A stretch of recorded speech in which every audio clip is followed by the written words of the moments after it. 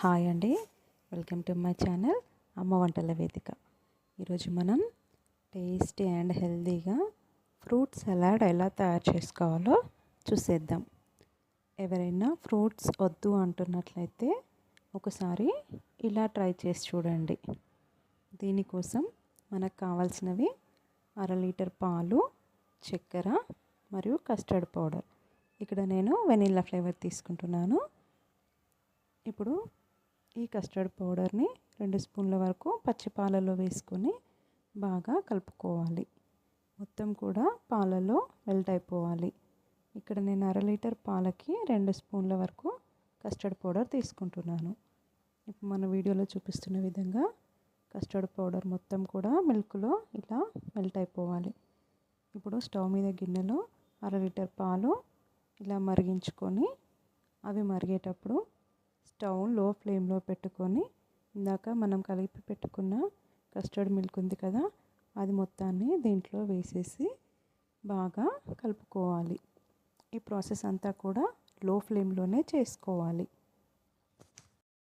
ఇలా 3 నిమిషాల పాటు ఈ పాలు అనేవి మరగనివ్వాలి. తర్వాత దీనిలోనికి నేను ఇక్కడ 6 కప్పుల వరకు షుగర్ అనేది తీసుకుంటున్నాను. మీరు మీ టేస్ట్కి తగ్గట్టుగా యాడ్ చేసుకోవచ్చు. ఈ షుగర్ యాడ్ చేసిన తర్వాత మరొక 2 నిమిషాల పాటు బాగా మరగనివ్వాలండి. ఇది కొంచెం దగ్గరకు వస్తే సరిపోతుంది. చల్లారిన తర్వాత ఇంకా దగ్గరగా వచ్చేస్తుంది. స్టవ్ ఆఫ్ చేసి పాలు చల్లారిన తర్వాత 2 గంటల వరకు ఫ్రిడ్జ్లో ఉంచుకోవాలండి. ఇది పర్ఫెక్ట్గా కుక్ అయిందా లేదా తెలుసుకోవడానికి ఇప్పుడు నేను వీడియోలో చూపిస్తున్న విధంగా గరిటెతో ఇలా అన్నట్లయితే గరిటె కంటుకోకుండా వస్తుంది. ఇక్కడ నేను 2 గంటల తర్వాత కస్టర్డ్ మిల్క్ అనేది బయటికి తీసాను. ఇప్పుడు దీనిలోనికి మనకు కావాల్సిన ఫ్రూట్స్ అన్నీ యాడ్ చేసుకోవాలి. ఇక్కడ నేను బనానా, యాపిల్ మరియు దానిమ్మ మరియు జీడిపప్పు, పిస్తా పప్పు, బాదం పప్పు చిన్న ముక్కలుగా కట్ చేసుకొని తీసుకున్నాను. ఇప్పుడు వీటన్నింటినీ కూడా దీనిలోనికి యాడ్ చేసుకుంటున్నాను. మీకు కావాలంటే ద్రాక్ష కూడా యాడ్ చేసుకోవచ్చు. ఇలా అన్ని ఫ్రూట్స్ వేసుకున్న తర్వాత ఒకసారి అన్నీ కలిసేలా బాగా కలుపుకోవాలండి. అంతే, మన tasty and healthy fruit salad ready అయిపోయింది.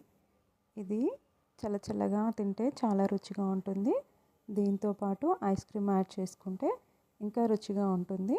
ఇప్పుడు దీన్ని ఒక సర్వింగ్ బౌల్లోకి ట్రాన్స్ఫర్ చేసుకుందాము. ఇది చిన్నపిల్లల నుంచి పెద్దవాళ్ళ వరకు ఎవరైనా తినొచ్చండి.